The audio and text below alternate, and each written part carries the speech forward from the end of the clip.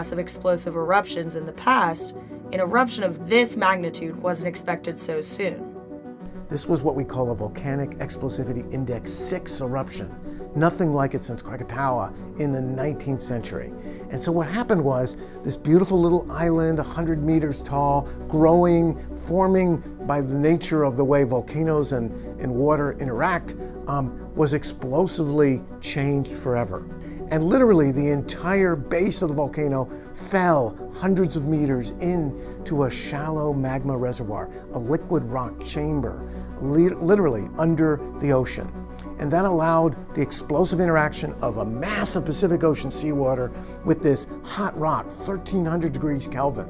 That's super hot, hotter than your oven. And that explosion with the pressure moved the water, the rock, the small amounts of ash that were part of building the island all the way into the atmosphere and triggered a large tsunami, a 15-meter high superwave that traveled out hundreds of miles, buried some local islands as part of the Tonga archipelago, but allowed us to see the power of Mother Nature's volcanoes when water and liquid rock come together to shape our planet.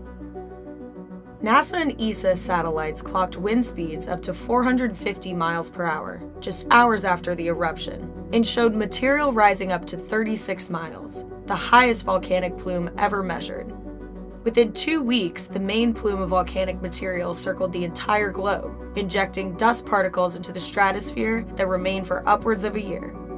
NASA also found that the volcano injected a tremendous amount of water vapor into the Earth's stratosphere. The increase of water vapor, which traps heat, could modify atmospheric chemistry and have a warming effect on the Earth's surface.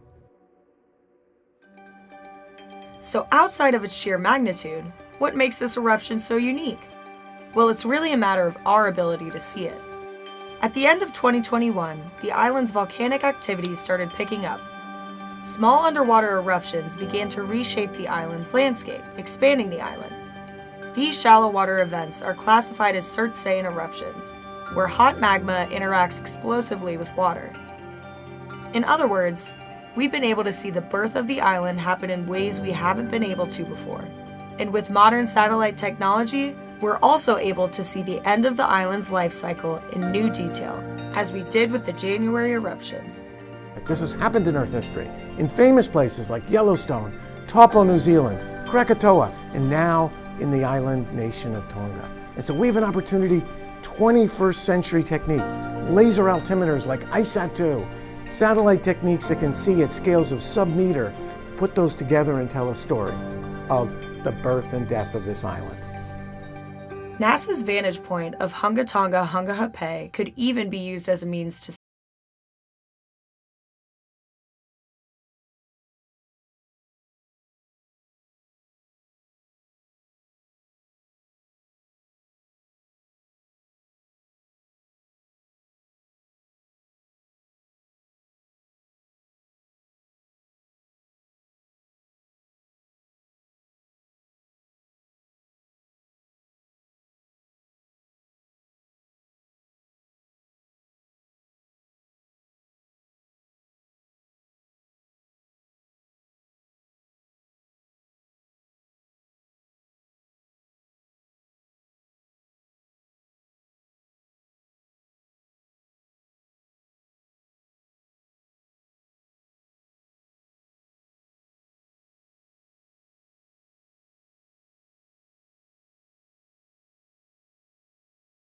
And so this is our chance to learn and then to apply it to the other ocean worlds nearby that we really hunger to study.